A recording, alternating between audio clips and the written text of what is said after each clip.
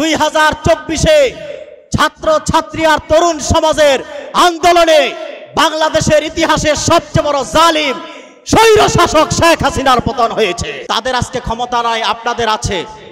সেজন্য আপনারা তাদের উপর লুটপাট করবেন না, অত্যাচার চালাবেন না। শেখ হাসিনা থেকে পরবর্তী শাসক যারা, তাদেরকে শিক্ষা নিতে হবে। ক্ষমতা পেয়ে মানুষের উপর জুলুম করা যাবে না, আলেমদেরকে নির্যাতন করা যাবে না, মাদ্রাসার ছাত্রদের হত্যা করা যাবে না, আলেমদের গ্রেফতার করে জেলখানা ভরা যাবে না। যদি তা করা হয় শেখ হাসিনার মতোই পরিণাম হবে আপনাদের। তাদেরকে বলবো এখান থেকে শিক্ষা নেন। সাইদি সাহেব সসম্মানে দুনিয়া থেকে বিদায় নিছে। পিজি হাসপাতালে রেখেই আল্লামা সাইদিকে হত্যা করা হয়েছিল। 1 বছর না যেতেই সেই পিজি হাসপাতালকে জ্বালিয়ে পুড়িয়ে ছারখার করে দেওয়া হয়েছে। যেই নেত্রীর নির্দেশে আল্লামা সাইদিকে জেল থেকে বের হতে দেয় নাই, মৃত্যু পর্যন্ত জেলখানায় থাকতে হয়েছে মিথ্যা মামলায়, সেই নেত্রী আজকে নিজের ঘরেই তার নিরাপত্তা নাই। 96 সালে যখন ক্ষমতায় এসেছিল, বাংলাদেশের সকল ঘরানার সর্বজন শ্রদ্ধেয় আলেম দ্বীন, এদেশের ওলামায়ে কেরামের মাথার তাজ শাইখুল হাদিস আল্লামা আজিজুল হক রহমতুল্লাহি আলাইহি, ওনার মতো একজন নম্র এবং শাইখুল হাদিস যিনি 60 বছর বুখারী শরীফ পড়িয়েছেন, ওনাকে গ্রেফতার করেছে। রাসূলুল্লাহ সাল্লাল্লাহু আলাইহি সাল্লাম সাহাবায়ে কেরামকে যখন প্রতিশ্রুতি দিলেন, পারস্য ও রোমের সকল ক্ষমতা, সকল কর্তৃত্ব আল্লাহ রাব্বুল আলামিন মুসলমানদের হাতে একদিন তুলে দিবেন, সুবহানাল্লাহ বলেন। তখন মুনাফিকরা উপহাস করে বলতে লাগলো, ইস, এ কেমন পাগলের কথা। অর্থাৎ তাদের উদ্দেশ্য ছিল যারা মক্কায় কুরাইশদের আক্রমণের ভয়ে মদিনা ভূখণ্ডে চলে গিয়েছে, পরীক্ষা খনন করেছে কুরাইশদের আক্রমণ থেকে বাঁচতে, আবার তারাই পারস্য ও রোমকে বিজয় করে ফেলবে।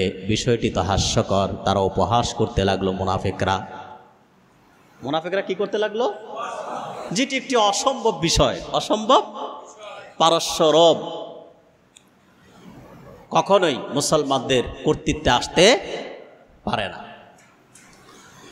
মুনাফিকদের উপহাস দেখে আল্লাহ রাব্বুল আলামিন সাথে সাথে আয়াত নাজিল করলেন, কুলিল্লাহুম্মা মালিকাল মুলকি তুতিল মুলকা মান তাশা ওয়া তানজিউল মুলকা মিম্মান তাশা ওয়া তুইজ্জু মান তাশা ওয়া তুযিল্লু মান তাশা বিয়াদিকাল খায়র ইন্নাকা আলা কুল্লি শাইইন কাদির। জোরে কান আল্লাহু আকবার।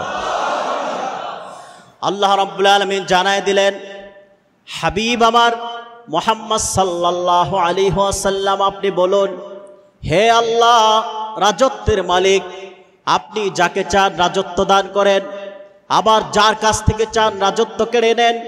আপনি যাকে চান সম্মানিত করেন, সম্মানের আসনে অধিষ্ঠিত করেন, আবার যাকে চান আপনি অপমানিত করেন, বেইজ্জতি করে সম্মানের চেয়ার থেকে নামায়ে দেন। ঠিক কিনা বলেন? এসব কার হাতে? সার্বভৌমের মালিককে। আমাদের বাহাদুরি করার কিছুই, অহংকার করার কোনো অবকাশ নাই। আমরা তো ক্ষুদ্র মানুষ, ঠিক কিনা? অহংকার পতনের মূল, ঠিক না? অহংকার পতনের মূল, যা আমরা বাস্তব প্রমাণ পেলাম। অহংকার বড়ই পতনের মূল। তাফসীরের কিতাব এসেছে যে নাজরানের প্রতিনিধি নেতা আবু হারেসা ইবনে আলকামা রাসূলুল্লাহ সাল্লাল্লাহু আলাইহি ওয়াসাল্লামের সামনে বলতে লাগলো, অর্থাৎ আল্লাহর হাবিব যখন কালেমার দাওয়াত দিতে লাগলেন, তখন আবু হারেসা ইবনে আলকামা সে বলল যে আমরা তো রোম সম্রাট থেকে রোমের তাবেদারি করি, সেজন্যে আমাদেরকে রোম থেকে রোম সম্রাট অনেক সম্মানই দেয়, অনেক ইজ্জত করে তোহফা দেয়। মুহাম্মদ সাল্লাল্লাহু আলাইহি সাল্লামের প্রতি যদি আমরা ঈমান আনি, ইসলাম কবুল করি, তাহলে তো রোম সম্রাট থেকে আমরা যা পাই এই সব কিছু বন্ধ হয়ে যাবে। নাজরান গোত্রের প্রতিনিধি নেতা আবু হারেসা ইবনে আলকামা এই কথা বললেন। রাসূলুল্লাহ সাল্লাল্লাহু আলাইহি ওয়াসাল্লাম দুইটি বর্ণনা এসেছে, একটিতে এসেছে আল্লাহর হাবিব সাল্লাল্লাহু আলাইহি ওয়াসাল্লাম পবিত্র হাত মোবারক তুললেন আর দোয়া করলেন, দোয়ার মাধ্যমে প্রতিশ্রুতি দিলেন। আরেকটি রিওয়ায়েতে এসেছে হারেসাকে বললেন, শোনো, আল্লাহ তো চাইলে পারেন রোম এবং পারস্যের সকল ক্ষমতা মুসলমানদের হাতে তুলে দিতে, এবং তিনি দিবেন, এটা আল্লাহর ওয়াদা। পারস্য এবং রোম মুসলমানগণ বিজয় করবেন এবং পারস্য এবং রোমের সকল আধিপত্য, ক্ষমতা, কর্তৃত্ব আমার উম্মত মুমিনদের হাতে চলে আসবে। এই ওয়াদা আল্লাহ তাআলা করেছেন, আল্লাহ তাদেরকে তার কর্তৃত্ব দিবেন। ওয়াদা কার? আল্লাহ। তখন আবু হারেসা ইবনে আলকামা বললেন, যারা কুরাইশদের ভয়ে মদিনায় পরিখা খনন করে, নিজেদের জীবন রক্ষার্থে পরিখা খনন করে থাকে, তারা পারস্য এবং রোম জয় করবে, বিষয়টি মেনে নিতে পারছি না। দেখা গেল আল্লাহর হাবিব সাল্লাল্লাহু আলাইহি সাল্লাম এই আয়াত তেলাওয়াত করে শোনালেন, আয়াত নাজিল হলো, আয়াত শোনালেন। দেখা গেল 8 বছরের মাথায় রোম এবং পারস্য মুসলমানদের দখলে চলে আসলো। কত বছরের মাথায়? রাসূলুল্লাহর ভবিষ্যৎবাণীর মাত্র 8 বছরের মধ্যে পারস্য এবং রোম হযরত ফারুকে আযম ওমর রাদিয়াল্লাহু তাআলা আনহুর শাসন আমলে বিজয় হয়, বলেন সুবহানাল্লাহ। তাহলে এই আয়াতে আল্লাহ তাআলা যা বুঝাতে চাইলেন বিশ্ববাসীকে, তা হলো সার্বভৌমের মালিককে, একমাত্র আল্লাহ। এরপরে আল্লাহ তাআলা বলেন, তুলিজুল লাইলা ফিন নাহারি ওয়া তুলিজুন নাহারা ফিল লাইল ওয়া তুখরিজুল হাইয়া মিনাল মাইয়িতি ওয়া তুখরিজুল মাইয়িতা মিনাল হাইয়্যি ওয়া তারযুকু মান তাশাউ বিগাইরি হিসাব। আল্লাহ তাআলা বলেন, আল্লাহ রাব্বুল আলামিন বলেন, হাবিব আপনি বলুন, আপনি রাতকে দিনের মধ্যে প্রবেশ করান এবং দিনকে রাতের মধ্যে প্রবেশ করান। আপনি জীবিত থেকে মৃতকে বের করেন এবং মৃত থেকে জীবিত বের করেন। সুবহানাল্লাহ বলেন, আরো জোরে সুবহানাল্লাহ। ওয়া তারযুকু মান তাশাউ বিগাইরি হিসাব, এবং আপনি যাকে ইচ্ছা হিসাব ছাড়া রিজিক দান করেন, ব্যয় হিসাবে রিজিক দেন। সুবহানাল্লাহ বলেন। এই যে মানুষ ধনী হয় হক হালাল পথে, এই রিজিকের মালিককে আল্লাহ অনুগ্রহ করে এই রিজিক দান করেন, ঠিক কিনা? ব্যয় হিসাব বিনা হিসাবে আল্লাহ রিজিক দিচ্ছেন। তো রাতকে দিনের মধ্যে প্রবেশ করান, দিনকে রাতের মধ্যে প্রবেশ করান, যেটা আপনারা শীতকাল এবং গ্রীষ্মকাল দেখলে বোঝা যায়, ঠিক কিনা? শীতকালে দিন ছোট, ঠিক না? কথা বলে না। দিনের কিছু তখন রাত বড় হয়ে যায়, দিনের কিছু অংশ রাত হয়ে যায়, ঠিক কিনা? আবার গ্রীষ্মকাল গরমকালে দিন বড় হয়ে যায়, রাত ছোট হয়ে যায়, ঠিক কিনা? আর মৃত থেকে জীবিত বের করেন, জীবিত থেকে মৃতকে বের করেন। এটা হলো, দেখেন আপনি একজন মানুষ, মানুষের থেকে বীর্য বের হয়, সেটা মৃত, সেটা কি মৃত। এই মৃত বীর্য থেকে আবার জীবিত মানুষ বের হয়, হয় কিনা? দেখেন আপনি, প্রথমে আল্লাহ তাআলা মৃত ডিম, মুরগি থেকে প্রথমে মৃত ডিম বের করেন, এরপরে ডিম থেকে জীবিত মুরগি বের হয়, ঠিক কিনা? সব কিছু কার ক্ষমতা? কার? আল্লাহ। সেজন্যে ক্ষমতা বা নিজের কর্তৃত্ব নিয়ে অহংকার করার কিছুই নাই। যে কোনো মুহূর্তে তা থাকতে পারে, নাও থাকতে পারে, চলে যেতে পারে। এখন আমরা এই আয়াত থেকে কি শিক্ষা নেব? রাজত্বের মালিক কে? আরো জোরে বলেন, আল্লাহ। তিনি যাকে চান রাজত্ব দান করেন, আবার যার কাছ থেকে চান রাজত্ব কেড়ে নেন। আমরা এই মুহূর্তে বাংলাদেশে একটি সময় পার করছি। বাংলাদেশের প্রায় 70% জনতা 15 বছর, যদিও 54 বছর আগে বাংলাদেশ স্বাধীন হয়েছে, কিন্তু এই 15 বছর এ দেশের প্রায় 70% মানুষের স্বাধীন দেশের নাগরিক হওয়া সত্ত্বেও পরাধীন হয়ে বেঁচে থাকতে হয়েছিল। আজকে তারা মুক্ত, আজকে তারা স্বাধীন। যিনি পরাধীন করে রেখেছিলেন, আমরা স্বাধীন দেশের নাগরিকদেরকে যিনি পরাধীন করে রেখেছিলেন, পরিস্থিতি সৃষ্টি করে রেখেছিলেন, আজকে তিনিই সবচেয়ে বড় পরাধীন, ঠিক না? সেজন্য ক্ষমতা নিয়ে বাহাদুরি করা যায় না। আল্লাহ চাইলে মানুষকে 1 ঘন্টার ভিতরে তার রাজত্ব কেড়ে নেন। এটার প্রমাণিত পেলাম আমরা। আর অত ইজ্জু মান তাশা অত জিল্লু মান তাশা, তিনি চাইলে সম্মান দেন, সম্মানিত করেন, আবার তিনি যাকে চান অপমানিত করেন। আল্লাহ কাউকে এমনি এমনি অপমান করেন না, ঠিক কিনা? বান্দা বান্দি যখন নাফরমানির সীমা অতিক্রম করে, তখন তাকে বেইজ্জতি হয়ে দেশ থেকে বিদায় নিতে হয়। আল্লাহ এমনি কাউকে বেইজ্জতি করেন না।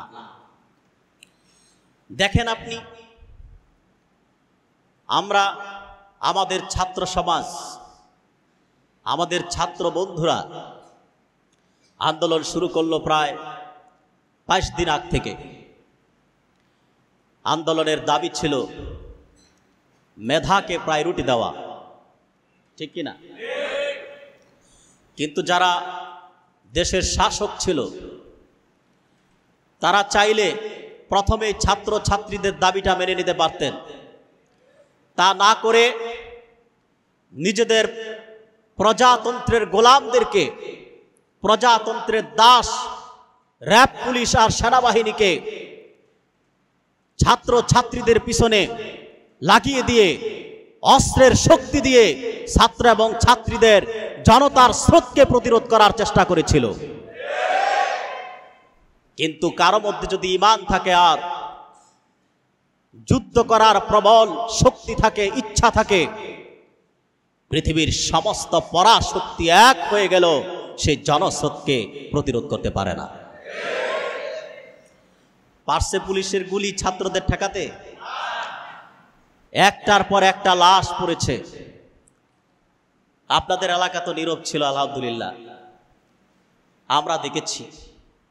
আলহামদুলিল্লাহ, এই 24 সালের যে মুক্তিযুদ্ধ হয়েছে, সেই যুদ্ধে অংশগ্রহণ করার সৌভাগ্য আল্লাহ আমাকে দান করেছেন। আমি নিজে অংশগ্রহণ করেছি।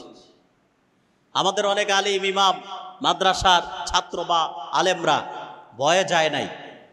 মসজিদের চাকরি থাকবে না, মাদ্রাসার চাকরি থাকবে না, মানুষের কাছে কালার হয়ে যাবে, এই ভয়ে আমরা এগুলোকে পরোয়া করি নাই। ছাত্রদের সাথে কাঁধে কাঁধ মিলিয়ে ঢাকার রাজপথে আন্দোলন করেছি, আমি করেছি আলহামদুলিল্লাহ। এবং যেই দিন ফ্যাসিস্ট সরকার জালিম শেখ হাসিনা বাংলাদেশ থেকে পদত্যাগ করে দিল্লিতে পালায়, সেই দিন সেই মুহূর্তেও আমি রাজপথে ছিলাম। আলহামদুলিল্লাহ।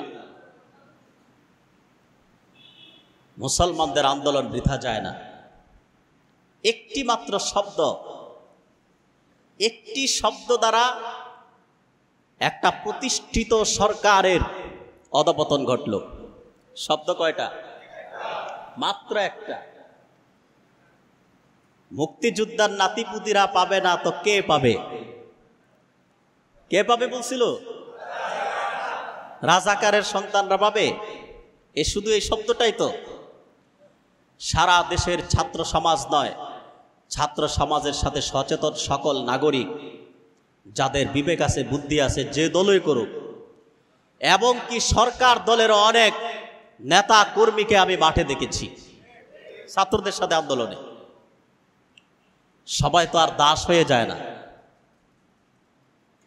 কারণ এই রাজাকার শব্দটি তো শুধু ছাত্রদের উপর লাগে নাই, বাংলাদেশের 12 কোটির বেশি মানুষের উপর লেগেছে, ঠিক না? সম্মানিত ভাইয়েরা, একটি শব্দ, এটা গালির মতো, এরপর তো আপনারা শুনলেন কি মিছিল হলো আর কি স্লোগান হলো, আমি কে তুমি কে। এতদিন রাজাকার বলতে মানুষ ভয় পাইতো, রাজাকারের তকমা থেকে বাঁচতে আত্মগোপন করত, আর এখন প্রকাশ্যে রাজপথে মিছিলে স্লোগান দিচ্ছে আমি কে তুমি কে। এটা শিখাই দিলেন আমাদের শাসক, ঠিক কিনা? এরপরেও যদি ছাত্রদের দাবি মেনে নিত, এই কথা বলার পরেও ছাত্ররা প্রতিরোধে যায় নাই, রাজপথে ছিল, আন্দোলন করেছে। কিন্তু আমার দেশে আরেকজন আছে, সবসময় 3 আলিফ টেনে কথা বলে, সরকারের আরেক মন্ত্রী, প্রত্যেক কথা 3 আলিফ টেনে টেনে বলে। ওনার আরেক কথায় সারা দেশের মানুষ জাগরিত হলো, তীব্র আন্দোলনের নামতে বাধ্য হয়ে গেল। আপনারা দেখেছেন হয়তোবা, তখন তো নেট বন্ধ ছিল। আল্লাহ তো এমনি কাউকে বেইজ্জতি করে না, যেটা আমার প্রথম কথা। এমনি এমনি কাউকে বেইজ্জতি করেন না। সীমা অতিক্রম জুলুম যখন আপনি করবেন, তখন আল্লাহর পক্ষ থেকে সাহায্য আসা বন্ধ হয়ে যাবে, গজব নাজিল হয়ে যাবে। সেটাই হয়েছে শেখ হাসিনার বেলায়। কারণ শেখ হাসিনা তার শাসন আমলে অসংখ্য মানুষ হত্যা করেছে। এখন তো আমরা দেখতে পাচ্ছি আয়না ঘর থেকে কত মানুষের হাড় হাড্ডি বের হচ্ছে, কত জীবিত মানুষ বের হচ্ছে। আয়নাগরের হাড্ডি দেখে অনুমান করা যায় সেখানে কয়েক হাজার মানুষকে হত্যা করা হয়েছিল। ছাত্র সমাজকে হত্যা করেছে, আমার কোমলমতি যুবতী বোনদেরকে পুলিশ গুলি করেছে, হত্যা করেছে, এবং সরকারের প্রজাতন্ত্রের যারা দাস হয়ে গিয়েছিল তারা আমার ছাত্র ছাত্রী বোনদেরকে হত্যা করেছে, আহত করেছে, জুলুম করেছে, নির্যাতন করেছে। সেই নিষ্পাপ ছেলে ও মেয়েদের, ছাত্র ও ছাত্রীদের চোখের পানি বৃথা যায় নাই, চোখের পানি কাল হয়ে দাঁড়াইছে। আলেমদের জুলুম কম করেছে। 96 সালে যখন ক্ষমতায় এসেছিল, বাংলাদেশের সকল ঘরানার সর্বজন শ্রদ্ধেয় আলেমদ্বীন, এদেশের ওলামায়ে কেরামের মাথার তাজ শাইখুল হাদিস আল্লামা আজিজুল হক রহমতুল্লাহি আলাইহি, ওনার মতো একজন নম্র এবং শাইখুল হাদিস যিনি 60 বছর বুখারী শরীফ পড়িয়েছেন, ওনাকে গ্রেফতার করেছে। কিভাবে গ্রেফতার করেছে, কি নাটক সাজিয়ে করেছে। উনি যে মসজিদে জুমা পড়াতেন, এক মানুষ হত্যা করে ওনার মেম্বরের কাছে রেখে দিয়েছে বস্তা পেঁচায়া, আর পরবর্তীতে ওনাকে রাষ্ট্রবাদী মামলায়, জঙ্গি মামলায় গ্রেফতার করে। যিনি 60 বছর বুখারী পড়ালেন, উনি নাকি জঙ্গি। আল্লামা মামুনুল হক সাহেবের বাবার কথা বলতেছি আমি। আপনারা তো মামুনুল হক সাহেবকে চিনেন সবাই, ওনার বাবার কথা বলতেছি। মামুনুল হক সাহেবের বাবা শুধু বুখারী শরীফ পড়াইছে কত বছর? আল্লামা সাইদি যার ব্যাপারে বলে গিয়েছিল, আমি যার ছাত্র হওয়ার যোগ্যতা রাখি না। তো সেই মহান ব্যক্তিকে একটি মিথ্যা মামলা সাজিয়ে জঙ্গিবাদের মামলায় গ্রেফতার করে জেলখানায় ওনাকে এতটা নিপীড়ন নির্যাতন করা হয়েছে, খানায় কষ্ট দেওয়া হয়েছে, ওনাকে অজুর পানিটাও দেয় নাই নামাজ পড়ার জন্য। আল্লামা আজিজুল হককে। এরপর 2010 সালে আল্লামা সাইদিকে গ্রেফতার করা হয় মিথ্যা মামলায়। 10 সালে সম্ভবত 29 জুন ওনাকে গ্রেফতার করা হয়।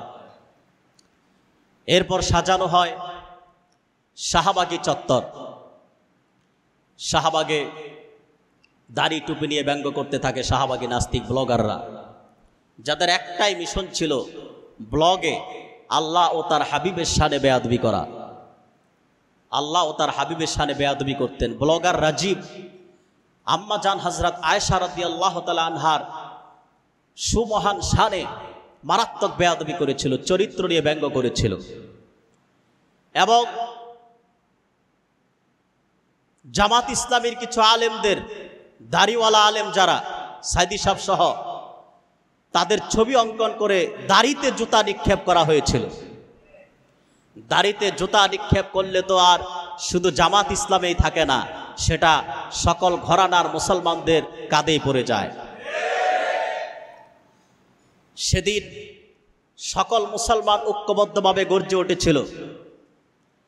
হেফাজতে ইসলাম মাঠে নামার আগে আলেমদের শেখ হাসিনা কি পরিমাণ নির্যাতন করেছে শুনেছি। তবে আগে আমি আপনাদেরকে আরেকটি কথা বলে নেই। শুনেছি শেখ হাসিনার পদত্যাগের পর আপনারা বিভিন্ন স্থানীয় নেতাকর্মী বা আপনাদের প্রতিবেশীদের বাড়িতে হামলা লুটপাট করছেন। এগুলো করবেন না, তাদের করার কিছু ছিল। ভাতের হোটেলের মালিক, এই সমস্ত যারা আছে তাদের শাস্তি চাই, শুধু শাস্তি না বরং ফাঁসি চাই। কিন্তু স্থানীয় যারা, তারা কেউ গা বাঁচাতে যোগ দিয়েছিল, ঠিক কিনা? তাদের ঘরবাড়ি লুটপাট করবেন এখনই যদি এই কাজ করেন তো তারা আর আপনারা একই কাতারই তো চলে গেলেন। তাদের নেত্রী জুলুম করে গেছে, আপনারাও তো জুলুমই করছেন। এগুলো করা যাবে? লুটপাটে কোনো সমাধান হয় না, ভাঙচুরে কোনো সমাধান হয় না।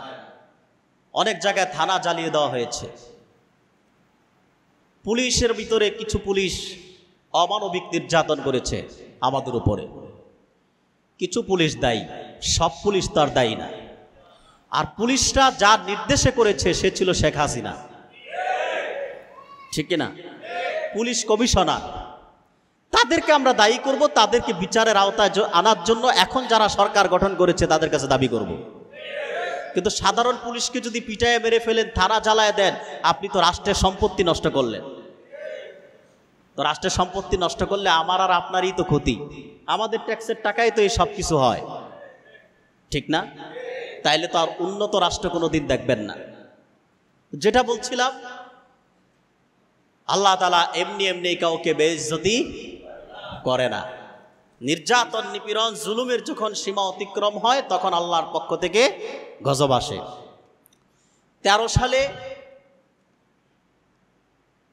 সালে ব্লগার রাজীব আল্লাহ ও তার হাবিবের শানে বেয়াদবি করেছিল। ব্লগার রাজীবকে কোনো দিনদার হত্যা করে জাহান্নামের কিনারায় পাঠিয়ে দিয়েছিল। আমাদের দৃষ্টিতে কাজটা খুব ভালো করছিল, কারণ গোটা মুসলিম বাংলাদেশের সকল মুসলমানের দায়িত্ব সেই মুজাহিদরা পালন করেছিল, যারাই করেছে।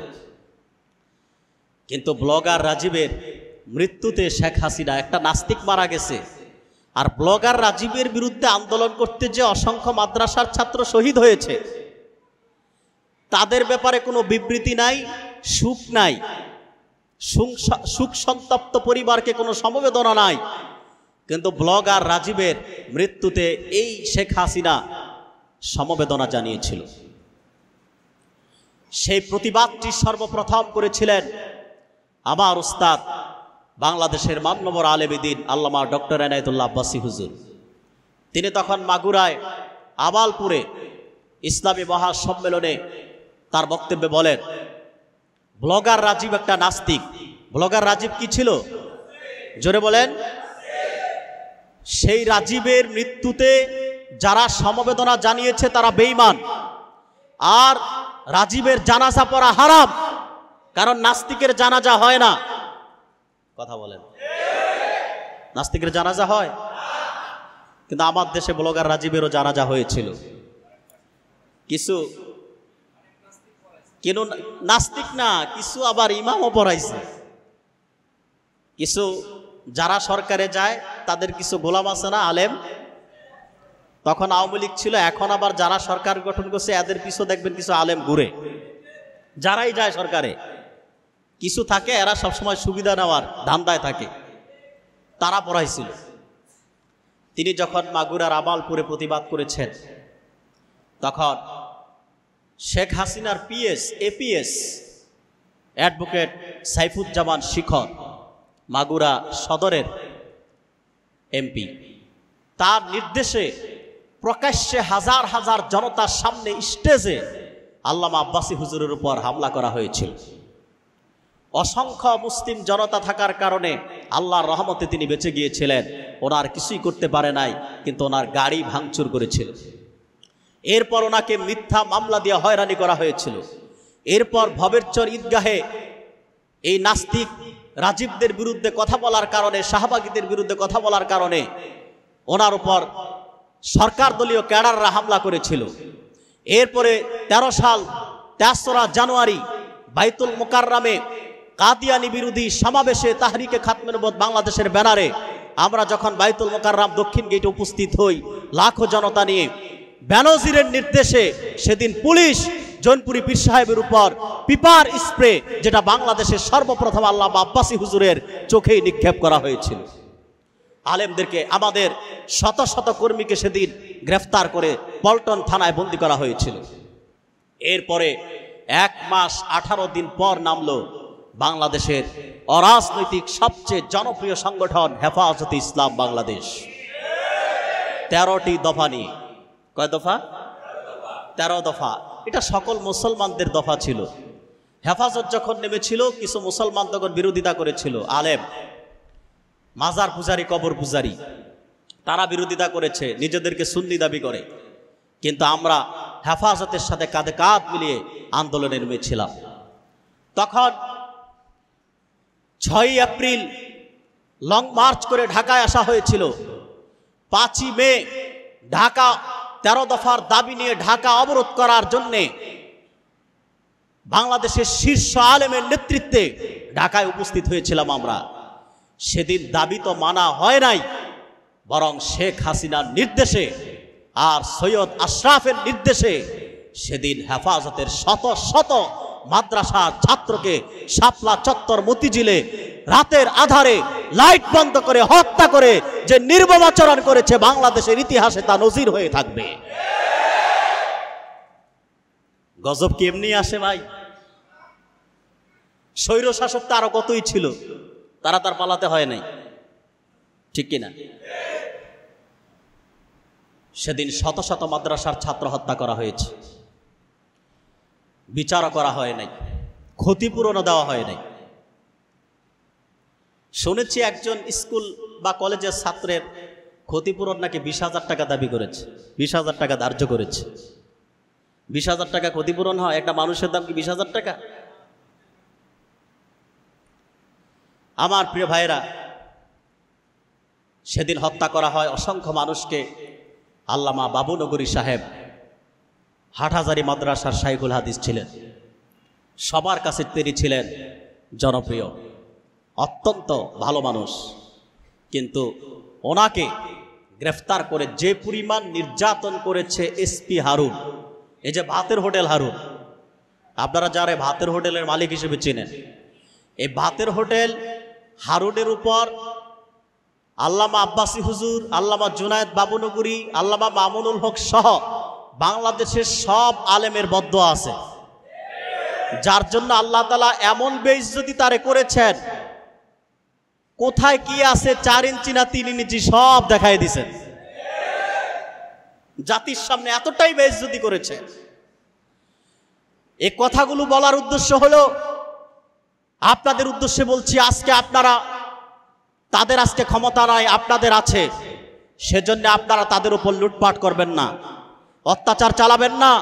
শেখ হাসিনা থেকে পরবর্তী শাসক যারা, তাদেরকে শিক্ষা নিতে হবে, ক্ষমতা পেয়ে মানুষের উপর জুলুম করা যাবে না, আলেমদেরকে নির্যাতন করা যাবে না, মাদ্রাসার ছাত্রদের হত্যা করা যাবে না, আলেমদের গ্রেফতার করে জেলখানা ভরা যাবে না। যদি তা করা হয়, শেখ হাসিনার মতোই পরিণাম হবে আপনাদের। ঠিক কিনা? এই কথাগুলো আমি এজন্যই বলছি। আমার সম্মানিত ভাইয়েরা, তাহলে শেখ হাসিনা অসংখ্য নিপীড়ন নির্যাতন করেছে দেশের মানুষকে। মানুষের কথা বলার স্বাধীনতা কেড়ে নিয়েছে। মানুষ কথা বলতে পারে নাই, মানুষ বাড়িতে ঘুমাতে পারে নাই, এতটাই আতঙ্কিত করে রেখেছে। এবং পত্রিকা পড়ে যতটুকু জানলাম, যারা যে পুলিশ বাহিনী কিছু লোককে হত্যা করতে পেরেছে, গুলি চালাতে পেরেছে, পুলিশের উপর সে সন্তুষ্ট ছিল। সেনাবাহিনী গুলি করে নাই, সেজন্য সেনাবাহিনীর উপর সে সন্তুষ্ট ছিল না। পড়ছেন না পত্রিকা আপনারা? তাহলে দেশের একজন শাসক, সে হচ্ছে মানুষের রক্ষক, ঠিক কিনা? মানুষের জানমালের নিরাপত্তা দেওয়া তার দায়িত্ব। তিনি যদি মানুষকে হত্যা করান গুলি চালিয়ে, বুলেট চালিয়ে, তাহলে এ দেশের মানুষ আর কোথায় যাবে? আমার প্রিয় ভাইয়েরা, এরপরে বলি, আল্লামা সাঈদীকে গ্রেফতার করা হলো, সাঈদীর সাথে কি আচরণ করা হলো? আল্লামা সাঈদীকে জেলখানায় রেখেই, জেলখানা থেকেই তিনি অবশেষে বিদায় নিলেন। আর বিদায়টা আল্লামা সাঈদী এমন একটি মাসে নিয়েছেন, সেই মাসে আবার বিজয় এসেছে। গত বছর তিনি 14ই আগস্ট এই দুনিয়ার থেকে চলে গেছিল। গত বছর এই মেম্বরে, এই স্টেজে আমি আল্লামা সাঈদীর মৃত্যুর পরে জুমাতে সাঈদী সাহেবের পক্ষে, সাঈদী সাহেবের উপর যে বিচারপতিরা আন্তর্জাতিক অপরাধ ট্রাইব্যুনাল গঠন করে অবিচার করেছে, অবিচার জুলুমের বিরুদ্ধে কথা বলায় 2-1টা লোক আমার বিরুদ্ধে খেপে আমাকে গ্রেফতার করিয়ে দেওয়ার অপচেষ্টাও করেছিল। জুমার নামাজও পড়ে নাই, আমারে কিভাবে গ্রেফতার করানো যায় সেই চেষ্টা করেছে বাইরে দাঁড়ায় দাঁড়ায়। তাদেরকে বলবো, এখান থেকে শিক্ষা নেন। সাঈদী সাহেব সসম্মানে দুনিয়া থেকে বিদায় নিছে। পিজি হাসপাতালে রেখেই আল্লামা সাঈদীকে হত্যা করা হয়েছিল। 1 বছর না যেতেই সেই পিজি হাসপাতালকে জ্বালিয়ে পুড়িয়ে ছারখার করে দেওয়া হয়েছে। এবং সাঈদী সসম্মানে বিদায় নিয়ে লক্ষ লক্ষ কোরআন প্রেমিকদের হৃদয়ে অমর হয়ে তিনি বেঁচে আছেন। আর যেই নেত্রীর নির্দেশে আল্লামা সাঈদীকে জেল থেকে বের হতে দেয় নাই, মৃত্যু পর্যন্ত জেলখানায় থাকতে হয়েছে মিথ্যা মামলায়, সেই নেত্রী আজকে নিজের ঘরেই তার নিরাপত্তা নাই। ঠিক কিনা? আমার সম্মানিত ভাই সব, সাঈদী সাহেব মারা গেল, ওনার জানাজাও পড়তে দেওয়া হয় নাই ঢাকায়। মানুষের সাথে মানুষের দুশ্মনী থাকে। মানুষ যখন মারা যায়, লাশের সাথে তো আর কোনো দুশ্মনী থাকে না। আজকে 1 বছর না যেতেই 5ই আগস্ট বাংলাদেশকে আমরা নতুন করে স্বাধীন করলাম। দেখেন, এই যে স্বাধীন নাম দিছে ছাত্ররা, 5ই আগস্টের নাম দিছে স্বাধীনতা। কি নাম দিছে? কেন ভাই? আমরা তো স্বাধীন দেশে, দেশ স্বাধীন হয়েছে না একবার। তো স্বাধীন দেশে থেকে স্বাধীনতা নাম দিবে কেন? এ থেকে আপনি একটু ভালো করে বুঝার চেষ্টা করেন, কতটা নিপীড়িত নির্যাতনের শিকার হলে স্বাধীন দেশের নাগরিক হয়ে 5ই আগস্টকে স্বাধীনতা দিবস হিসেবে তারা পালন করতে চায়, স্বাধীনতা নাম দেয়। অর্থাৎ এই স্বাধীনতা কোন স্বাধীনতা বলবো? এই স্বাধীনতা হলো 5ই আগস্ট যারা 52-র ভাষা আন্দোলন দেখেন নাই, যারা 69-এর আন্দোলন দেখেন নাই, যারা 71-এর মুক্তিযুদ্ধ দেখেন নাই, তারা বলতে পারবেন 2024 আমরা দেখেছি। 2024-এ ছাত্র ছাত্রী আর তরুণ সমাজের আন্দোলনে বাংলাদেশের ইতিহাসের সবচেয়ে বড় জালিম স্বৈর শাসক শেখ হাসিনার পতন হয়েছে। আর এই স্বাধীনতায় আমরা তরুণ সমাজ, ছাত্র সমাজ আনন্দ উল্লাস করেছি, ঠিক কিনা? বিজয় মিছিল হয়েছে। শেখ হাসিনা যখন ভাগছে, পালাইছে, তখন সারা দেশব্যাপী বিজয় মিছিল হয়েছে। মানুষ কতটা খুশি। এই স্বাধীনতা কিসের স্বাধীনতা? এই স্বাধীনতা হলো কথা বলার স্বাধীনতা। আজ থেকে আমরা কথা বলতে পারবো, ঠিক কিনা? এই স্বাধীনতা হলো মুক্তির স্বাধীনতা। আমরা এই স্বাধীনতা হলো নিরাপত্তার স্বাধীনতা। এখন আমরা নিজ নিজ ঘরে ঘুমাতে পারবো, কেউ আমাদেরকে পুলিশের ভয় দেখাবে না, হামলার ভয় নাই, মামলার ভয় নাই। সেজন্যই 5ই আগস্টকে ছাত্রদের পক্ষ থেকে স্বাধীনতা বলা হয়েছে, কথা বলার স্বাধীনতা, বাক স্বাধীনতা, প্রকাশ করার স্বাধীনতা, ঠিক কিনা বলেন? তবে স্বাধীনতা পাবেন, প্রথম করণীয় কি? শুকরিয়া আদায় করা।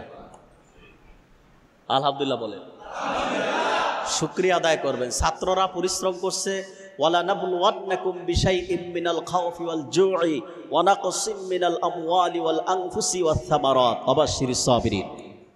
বালা মুসিবত যখন আল্লাহর পক্ষ থেকে আসে, ক্ষেত খাবার, ফল ফসলাদি এবং জানমালের নিরাপত্তা নিয়ে, তখন ধৈর্য ধারণ করতে হবে। যারা ধৈর্যশীল, আল্লাহ তাদের সাথে আছে, ঠিক কিনা?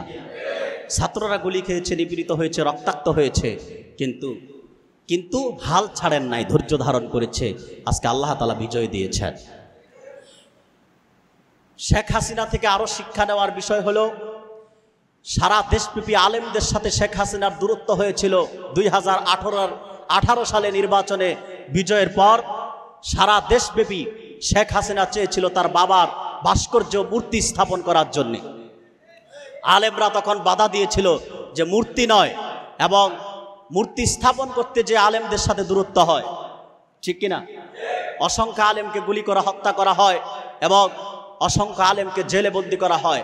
এরপর জন্মশতবার্ষিকীতে ভারতের কুখ্যাত মুশরিক নরেন্দ্র মোদীকে বাংলাদেশে দাওয়াত করে, ইনভাইট করে আনা হলো। মোদীর বিরোধিতা করা হয়েছিল যে মোদীকে আনার প্রয়োজন নাই, কারণ বাবরি মসজিদ মোদী শহীদ করেছে, এই খুনিকে বাংলাদেশে প্রয়োজন নাই। দূরত্ব সৃষ্টি হলো আলেমদের সাথে, দ্বন্দ্ব আবার শুরু হলো। মোদী বিরোধী আন্দোলনে আলহামদুলিল্লাহ ঢাকার রাজপথে আমরা ছিলাম, যার জন্য কুমিল্লায় আমার খতিবের চাকরিটি ছেড়ে দিতে হয়েছে। কুমিল্লার একটি কেন্দ্রীয় মসজিদ, প্রতিষ্ঠিত মসজিদে, শহরের প্রাণ কেন্দ্রে ট্রামসন ব্রিজ কান্দিরপাড়ের পাশে আমি জুমা পড়াতাম, যেখানে প্রায় 3-3.5 হাজার মুসল্লি হতো। সেখানে কমিটির পক্ষ থেকে আমাকে 8টি প্রস্তাব দেওয়া হয়েছিল। বলা হয়েছিল আমি হক কথা বলি প্রতি সপ্তাহে জুমাতে, তা ছেড়ে দেওয়ার জন্য, লিয়াজু করে চলার জন্য। আমি স্পষ্ট জানিয়ে দিয়েছিলাম যে মোদীর বিরুদ্ধে কথা বলেছি, অভিজিৎ নাস্তিকের বিরুদ্ধে কথা বলেছি, এবং মাদ্রাসার ছাত্রদের আন্দোলনের পক্ষে কথা বলেছি, এবং ছাত্র আন্দোলনে আমি গিয়েছি। যদি আমাকে ফাঁসি কাষ্ঠেও ঝুলানো হয়, এই কথাগুলো আমি ছাড়তে পারবো না। চাকরি ছেড়ে দিয়ে চলে আসছে। কি হয়েছে? কি হয়েছে ভাই? এখন কত চাকরি, কত মেম্বার আমাদের পিছে ঘুরবে ইনশাআল্লাহ। আমার প্রিয় ভাইয়েরা, তাহলে যেই ভাস্কর্য নিয়ে আলেমদেরকে গ্রেফতার করলেন, বন্দী করলেন, নির্যাতন করলেন, আজকে বাংলাদেশের কোথাও আর শেখ মুজিবের কোনো ভাস্কর্য নাই, সব চুরমার হয়ে গেছে। তো এটা হয়েছে কেন? শেখ মুজিবের সাথে তো কারো দুশ্মনী ছিল না। এই দুশ্মনী সৃষ্টি করেছে কৃত ফল হিসেবে শেখ হাসিনা। তার জুলুমের কারণে তার পিতার ভাস্কর্য পর্যন্ত বাংলাদেশে নাই, ঠিক কিনা? সেজন্যে আমার প্রিয় ভাই সব, আপনাদের কাছে আমার অনুরোধ থাকবে, আপনারা কারো বাড়িতে লুটপাট করবেন না, কারো দোকানপাট ভাঙবেন না, আগুন জ্বালাবেন না, থানায় হামলা করবেন না, পুলিশকে মারবেন না। যারা দায়ী, হারুন সহ আরো যারা আছে, তাদের শাস্তি চাই। এবং কি বাংলাদেশের আপামর জনতার দাবি, ইন্টারপোলের মাধ্যমে শেখ হাসিনাকে দিল্লি থেকে বাংলাদেশে ফিরিয়ে আনা হোক। অসংখ্য মানুষের হত্যাকারী শেখ হাসিনাকে আদালতে তুলে ফাঁসির রায় কার্যকর করে ফাঁসি কাস্টে ঝুলানো হোক। কিন্তু তার অপরাধের কারণে নিরীহ কর্মীদের উপর আপনারা অত্যাচার করবেন না। পারেন? এ ওয়াদা করতে পারেন? সাধারণ মানুষের উপর অত্যাচার করবেন? করবেন না। কেন করবেন না? তারা তো আপনারই প্রতিবেশী, রাত পোহালে তাদের সাথে আমরা চলতে হবে, ঠিক কিনা? দরকার নাই ভাই, আপনাকে নির্যাতন করছে, মিথ্যা মামলা দিছে, মাফ করে দেন। রাসূলুল্লাহ সাল্লাল্লাহু আলাইহি ওয়াসাল্লাম মক্কা বিজয়ের পর তিনি চাইলে কুরাইশদের শিকড় শুদ্ধ তুলে ফেলতে পারতেন না? করছিলেন? ক্ষমা করে দিয়েছিলেন, ক্ষমার ঘোষণা দিয়েছিলেন। মুমিন প্রতিশোধ দিতে বিশ্বাসী না, মুমিন ক্ষমা করতে বিশ্বাসী। তবে যারা গাদ্দার, মুনাফেক, কাফের, তাদেরকে ক্ষমা নাই। হারুনের মতো যারা, তাদের ক্ষমা নাই। হারুনের মতো এইরকম আরো আছে না, তাদেরও ক্ষমা নাই। কিন্তু সাধারণ মানুষকে আপনারা মারবেন না। রাজি আছেন প্রিয় ভাইয়েরা? আমরা মারামারি করব না, হানাহানি করব না, মিলেমিশে থাকব। যদি তা করেন তাহলে বাংলাদেশের ভবিষ্যৎ অন্ধকার হয়ে যাবে। এখন যারা আছে দেখেন না কি অবস্থায় চলে, কারণ আমরা ভারত থেকে মুখ ফিরাইছি কিন্তু আমেরিকার দিকে মুখ করছি, ঠিক কিনা? কিন্তু বাঁচতে চাই। ভারত আমাদের শত্রু, আমেরিকা আমাদের শত্রু। ভারত আমাদের শত্রু, আমেরিকা ভারত কাছে আছে বলে বড় শত্রু, মুশরিক। আর আমেরিকা আছে 20 ঘন্টার রাস্তা দূরে, সেজন্যে তারা আমাদের শত্রু। তবে তারা পরাশক্তি, তারা তাদের দৃষ্টি যেই দেশে যায় সেই দেশ চুরমার হয়ে যায়। আপনি তাকান সিরিয়ার দিকে, শেষ সিরিয়া। আমেরিকা যেই দিকে দৃষ্টি দিয়েছে, ইরাক শেষ, লিবিয়া শেষ, মায়ানমার শেষ। এইরকম অসংখ্য রাষ্ট্রকে তারা মাটির সাথে মিশায় দিয়েছে আমেরিকা। সেজন্য আমেরিকার খপ্পরেও পড়া যাবে না, তারাও আমাদের শত্রু। আমরা নিজেরাই নিজেদের ভবিষ্যৎ কি হবে তা আল্লাহর কাছ থেকে প্রার্থনা করে চেয়ে নেব, ঠিক কিনা বলেন? সবাই এক হয়ে যাব, আমরা সকল মুসলমান ঐক্যবদ্ধ হয়ে যাব। ইসলাম বিরোধী কোনো কার্যকলাপ যদি বাংলাদেশে না হতে পারে, এবং আজকে যারা ক্ষমতায় সরকার গঠন করেছে তাদের কাছে আমাদের দাবি হবে, হেফাজতে ইসলামের শত শত কর্মী বাংলাদেশে রক্ত দিয়েছিল যেই 13টি দাবি নিয়ে, সেই 13টি দাবির মধ্যে প্রধান দাবি ছিল কুখ্যাত কাফের কাদিয়ানী সম্প্রদায়কে অমুসলিম ঘোষণা করা।